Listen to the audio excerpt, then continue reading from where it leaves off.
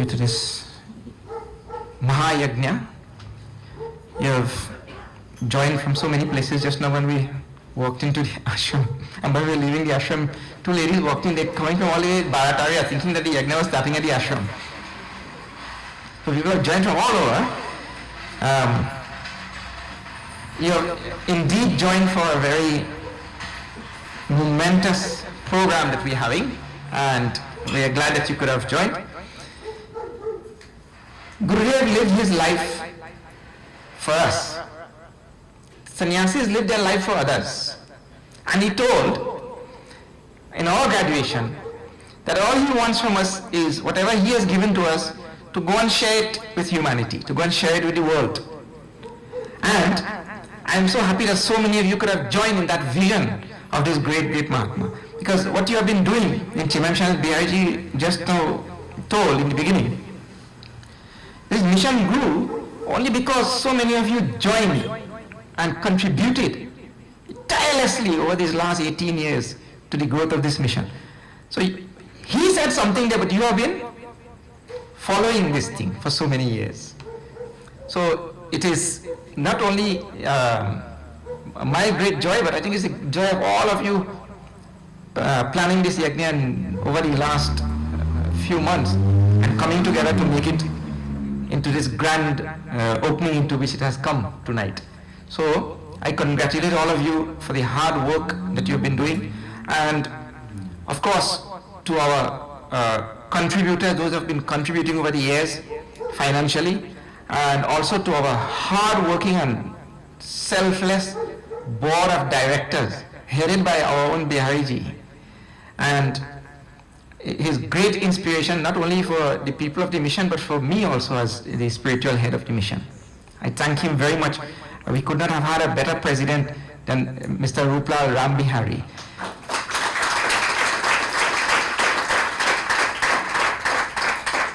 Let me recognize in our presence Dr. Vijay Narayan Singh, who has joined us here tonight for this grand opening also. In the coming nights, we are going to be traversing the length and breadth of this nation, including Tobago also, and Shaka Shakari, as far as the nation stretches on all sides. So we hope that you can join for even the Tobago trips and the Shaka Shakari trip. You find out a bit about it, Brahmachari Kritika and Brahmachari Hemraj, they're here. Find out the information from them. All right. I have resolved to do the whole Bhagavad Gita in this, entire Bhagavad Gita in this 108 days. This will be another first for me and for Trinidad and Tobago, I think, to complete the whole Gita in this period. We have also taken a sankalpa to do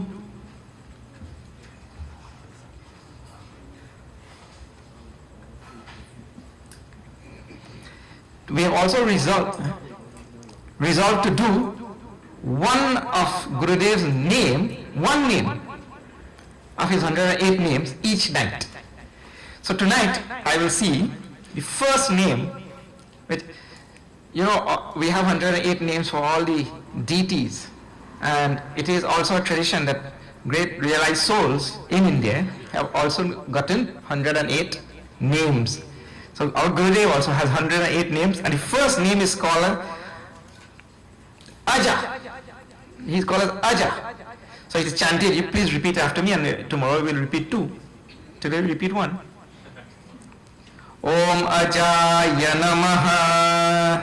Om Ajaya Namaha. The salutations to that one who is Aja.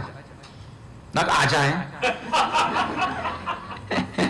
Aja and Aja, they are 2 different words in Sanskrit. Aja means unborn. In fact, in the 2nd chapter of Gita, we'll come across this verse where Bhagavan names the Atman, the self, the supreme reality in this world as Aja. And every jiva is also Aja. Aja means unborn, not born. So Gurudev is called as Aja. And so in Sanskrit, when you're doing salutations, it is all technical thing. How Aja becomes Ajaya.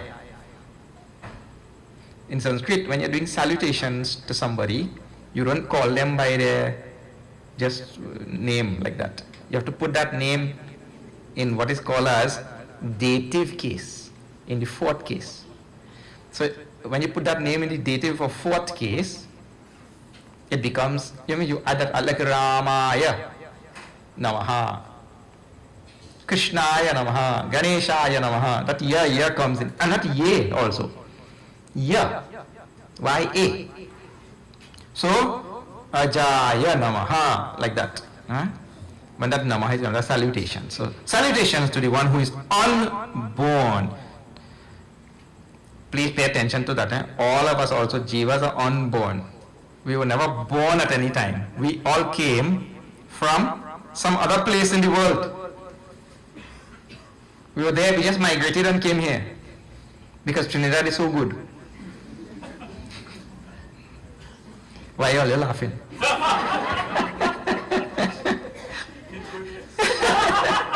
It's good, yeah? We all migrated and came to this place. I understand that we have also Mr. Hans Hanuman Singh and Sri Raviji is here with us. We can't see everybody who is, the lighting is also not so. Hans is sitting in front? Oh, sorry.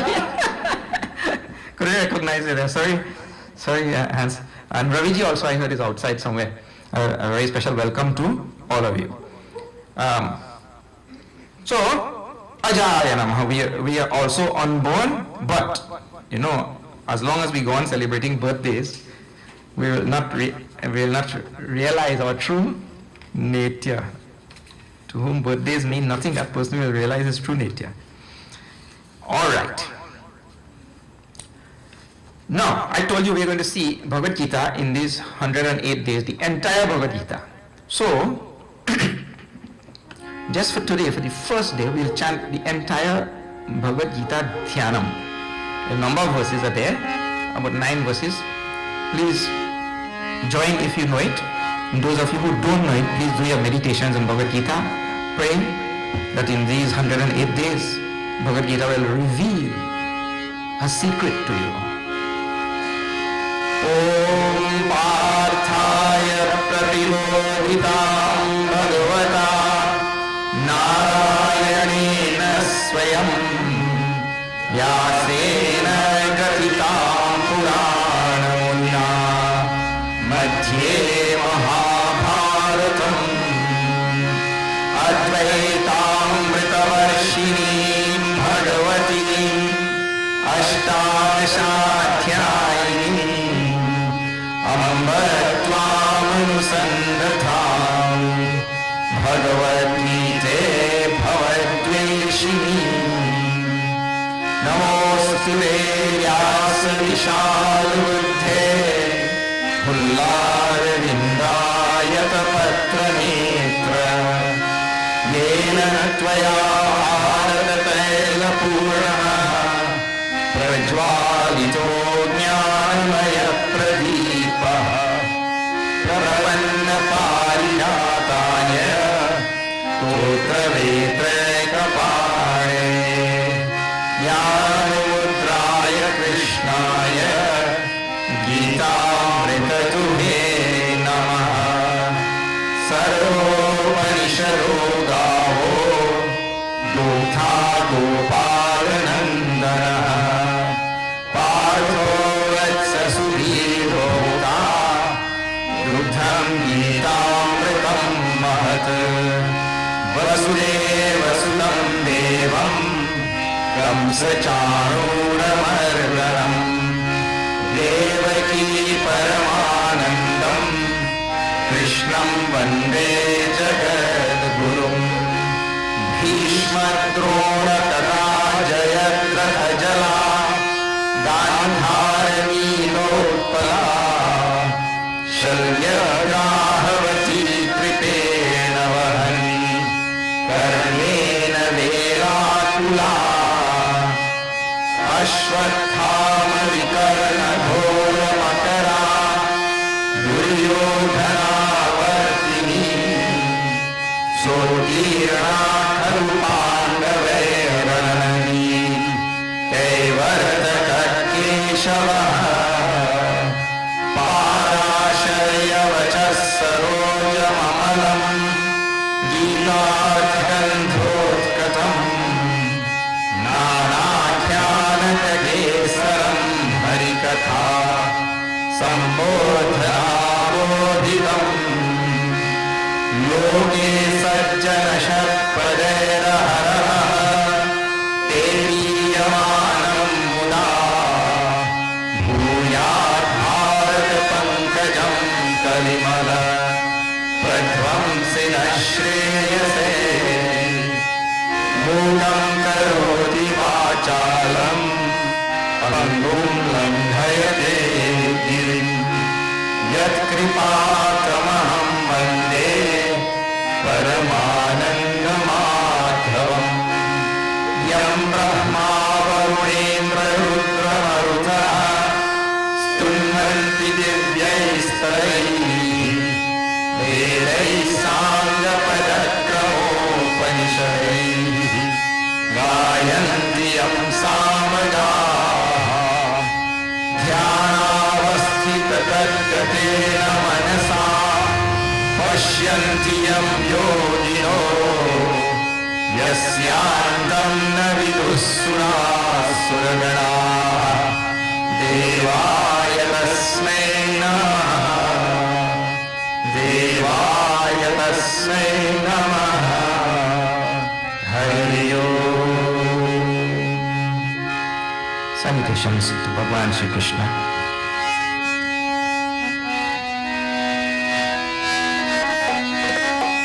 Shri Krishna शरणं मम श्री कृष्णा शरणं मम श्री कृष्णा शरणं मम श्री कृष्णा शरणं मम Shri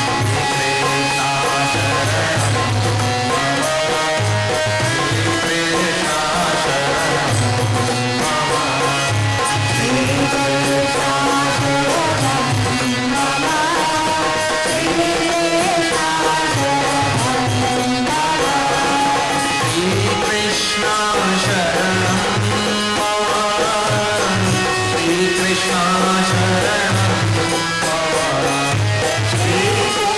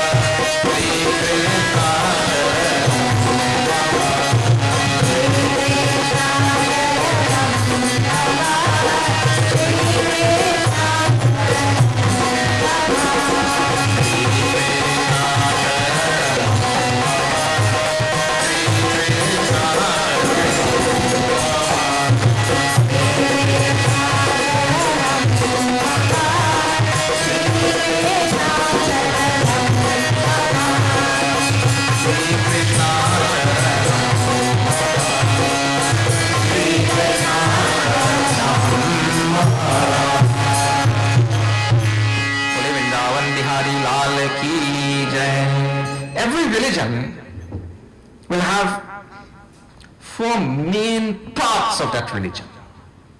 There will be the first part, which is called as the ritualistic. Every religion will have some rituals. That may be rituals with different sort of samadhi and all that, or it may be just the way they do things, the way they walk, in which direction. Some ritual will be there in every religion. That will be followed by a vast amount of legends and myths and stories and all that sort of thing in that religion also, surrounding that. And the older it is, more it will have of both of them. More rituals and more legends and stories and all things surrounding that religion. A third part of that will be all the moral and ethical principles followed in that religion, which will be different from religion to religion. And finally, there is the metaphysical or the highly ontological part of that religion, which goes way beyond the senses. In the Bhagavad Gita, the last two are dealt with. In Bhagavad Gita, there is no ritual and no legend or myth and all that inside there.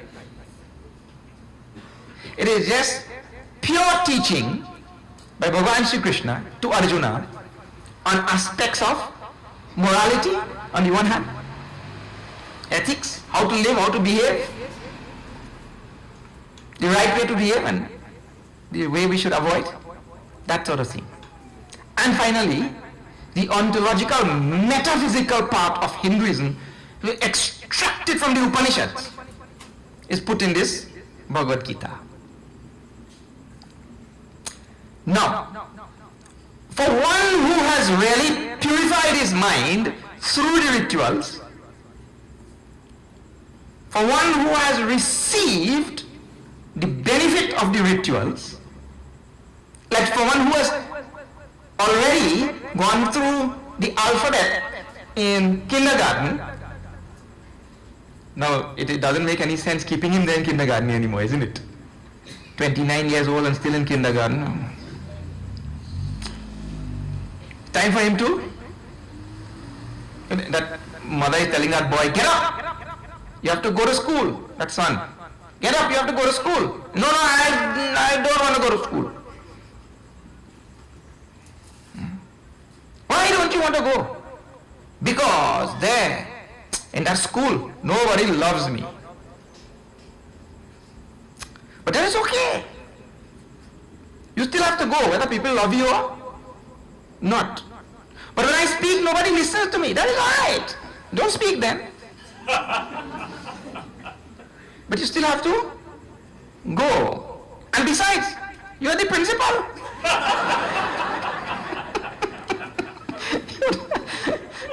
When you speak, nobody listens to him, nobody loves him. But anyway, we may not want to go to school, but we have to, and we have to move from class. We may not want to leave our class sometimes. You see, when children have to leave this town and go and live in another town, they tell a parent, no, don't, I'll lose all my friends and I'll not know any of those people over there. But evolution will be forced upon us, whether we like it or not. Nature is like that. Nature will force evolution upon us. So look, before nature forces, just now we were chanting. Just now we chanted one verse in Gita Dhyanam. He says, Bhagavan Shri Krishna is Totra Vetra Kapana. Totra Vetra Kapana means one who is carrying in his hand that whip. So there is Bhagavan and there is his whip. And both of them can make us move forward. Both of them can make us evolve. He or the whip. In Bhagavad Gita, he is telling us how to move forward, how to evolve, how to become better human beings. And if we don't study it, well, nature has its own way, that's the whip. That symbolizes Prakriti. Prakriti has its own way to whip us into conformity along the path of evolution, whether we like it or No, we will have to evolve. So better we start right now heeding the words of Bhagwan. Because you know that nature doesn't deal simple blows, you know. Nature's blows are really severe. But all they play like all they know. Nature's blows are severe. So we have to heed the words of Bhagavad Gita. And now it is going to teach, and I tell you there's a deep ethics in Bhagavad Gita, the art of proper living. And when we live the right way, means live with right understanding, right actions, right bhav. Those three things. Right action is karma yoga, right bhav is bhakti yoga, and right understanding is jnana yoga. We have to pursue that. Understand things clearly, understand things as they are. When we live with those three, then we are ready to meditate on the metaphysical reality. When we have perfected the ethical, moral side of it. See, if I give you a simple example. Look here. If I am doing some ritual, or if I am reading Ramayana, or I am reading Bhagavad Gita, right? And I am talking about it. That means I must also be living the life. I must also be following the tenets which are laid down in that text.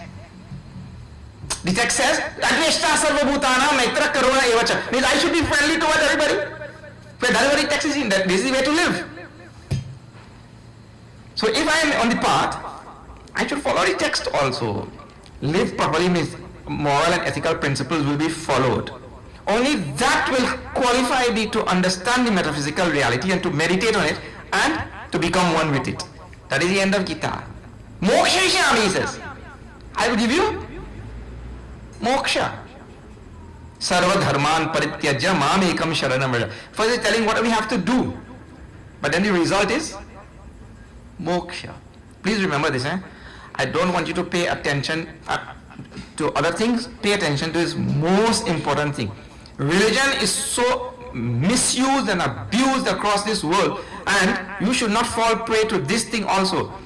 Quite often we feel that coming to satsang or going to temple is our time to bargain with God.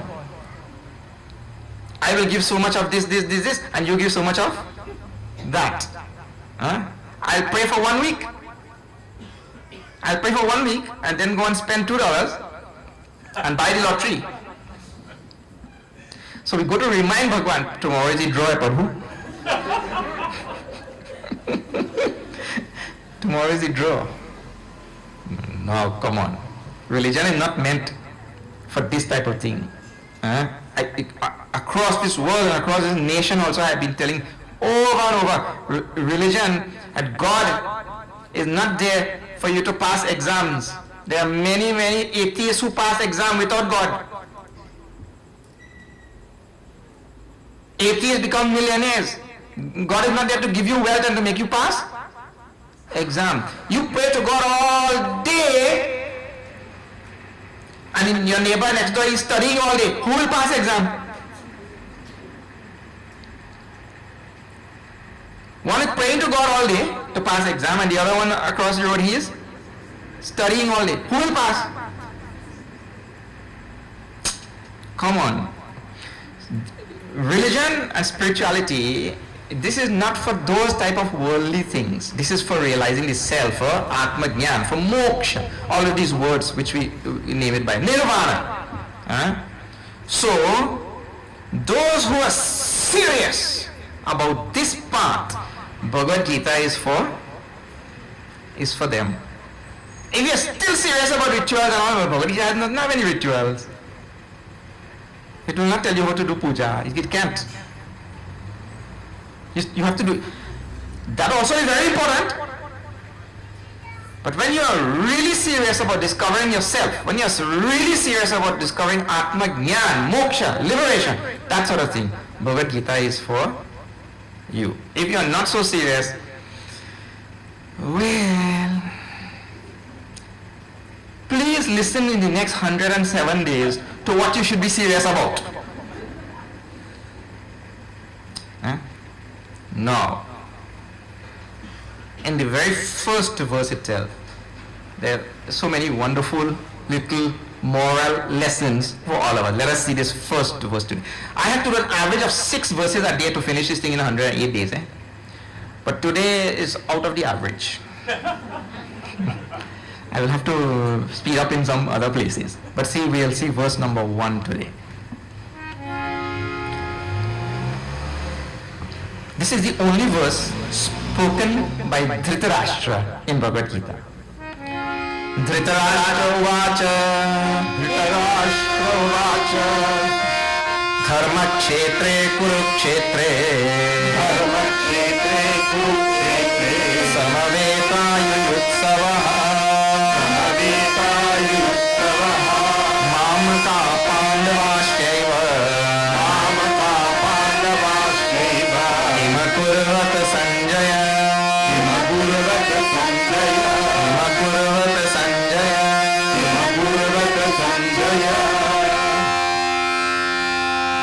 The story is not there in Bhagavad Gita, but I'll tell you a story. It's there in Mahabharata. Little story only. Pandavas and Kauravas are about to have this big war. It's called the Mahabharata war. Huge war. 11 Akshauhinis on one side, 11 divisions of the army, and 7 on the other side. There were hundreds of thousands of soldiers. And they are about to unleash this most lethal war on each other. That time, Arjuna told Bhagwan to put the chariot in the middle. Let me see. Bhagwan was Arjuna's charioteer. Let me see who is on the other side. So this story is unfolding there. No, this war went on for 10 days, roared on, and so many were slaughtered and massacred on this battlefield. Amazing.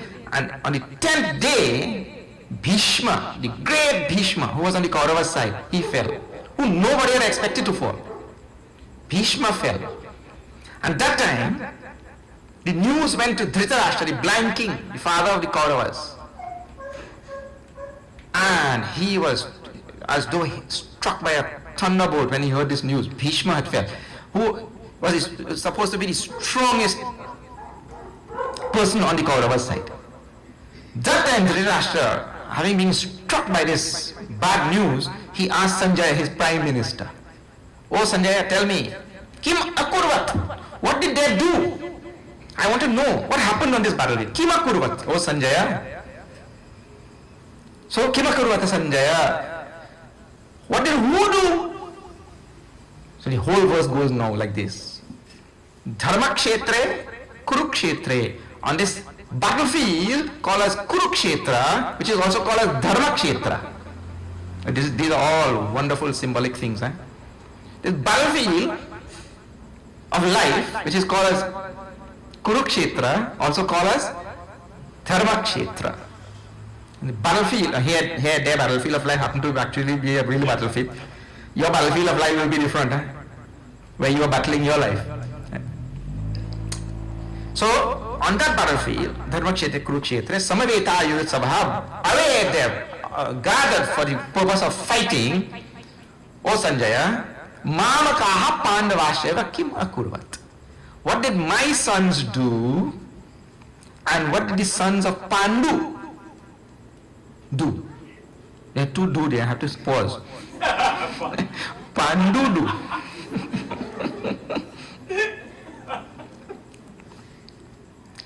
You will notice one very thing immediately, and one very important thing immediately there. What is that? What did my sons do, and what did the sons of Pandu do? When Dhritarashtra, this blind king, is asking this question, first he asked about his own sons.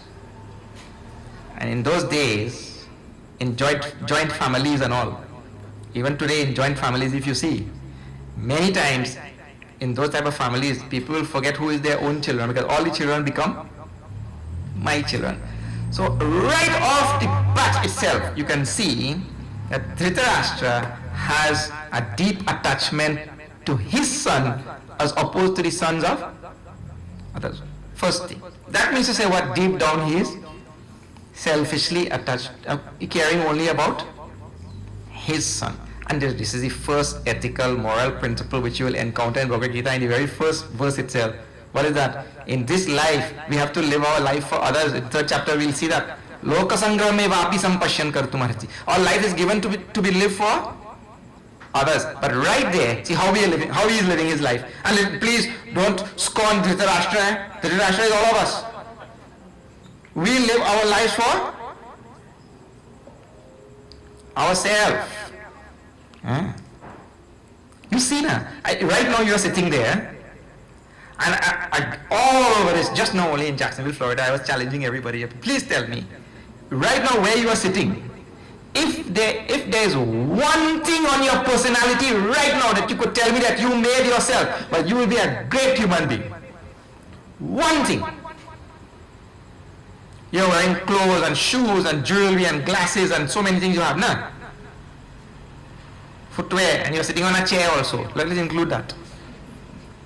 You made any of them? Some place one man was telling me, no, I made this shirt. He made the shirt. Achha, you made cotton? You made the thread? You made the singer machine? What we made? Nothing. This body, also, every cell of it came from outside. Every cell in this body came from the okra tree, bodi, baigan, aloo, chana, and in this country, paratha.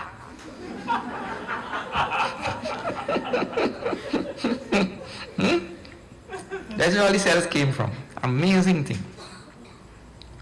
What is ours?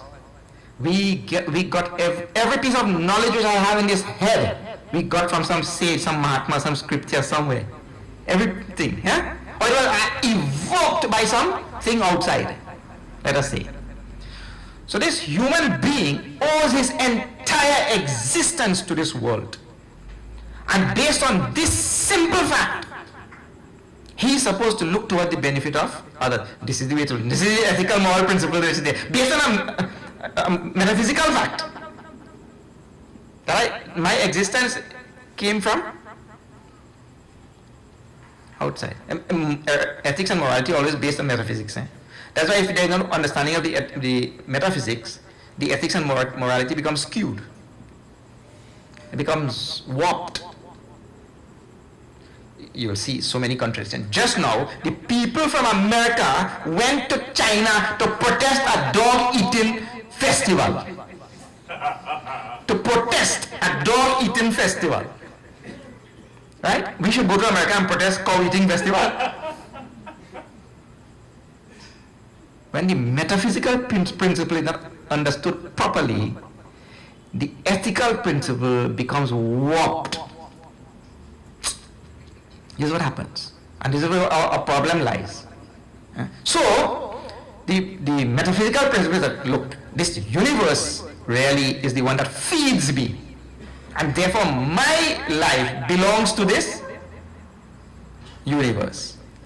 And so that calls for the human being to totally relinquish selfishness. And you have already gotten everything from this universe. How much more you want? To relinquish selfishness totally and give the life to the universe. Lokasangrame vapi sampashyan kartu. Most wonderful principle to be found in the third chapter. And right in the first verse itself we see the inherent, intrinsic and deep selfishness of Dhritarashtra, only caring about himself. And that this is the disease, the malady of human existence. And based on that, all the killing and all the looting and plundering and oppression and trampling and all of that. You see it coming out very clearly in his word. What did my sons do? First, I put my sons and the sons of Pandu. And where is all this is playing out in human life? It is playing on the battlefield of Kurukshetra, the battlefield of action. Kuru is the potential mood of great, to do. This is where we are all doing all our actions. So this whole battle of our life is playing out in the field of action. It's called a karma bhumi, karma pradhana. Vishwakari rakha tulsidashi. It is playing out here where we come to erase all karmas and of course gain moksha. But people make new ones. So this is called karma bhumi, where we are living. So this whole battle of our life is going on in this karma bhumi. Second thing is, it is a bhumi where if I follow dharma, if I follow dharma properly, then I will become freed. And if I go against dharma, I will tie the noose around my neck tighter and tighter. It is a place where dharma can set me free, where I can fall in line with the eternal principles of freedom. If I fall in line with the internal principles that guarantees freedom, I am following dharma. If I fall out of line, I fall in line with adharma, I am going to bind myself more and more to this universe. So this is going on here. We have an opportunity to follow dharma and to free ourselves from this karma bhumi. So it is happening. Dharma kshetre kurukshetre samavetayu. We are all gathered here. We all come here in this world. See, there one story is going on, right? But you are not, people will say, I am not on that battlefield, what does it matter to me and all that. But you are in your own battlefield. At any time, any moment in your mind will be stormed by all negative and positive thoughts. And the negative ones usually come out the winner. Every child knows what is right and wrong. Please pay attention to that. Every child knows what is right and wrong. Stealing the cookies, he knows it is wrong. That is why he's hiding and doing it. From that early age, he knows it is wrong. And one mother asking the boy, when he was stealing the cookies, did you know that God was seeing you? He said, yeah, I know. God was seeing me. Do you know that God was telling you something in your ear? He said, yes, I know God was telling me something in my ear. And what was God telling you? God was telling me, take two, there are two of us.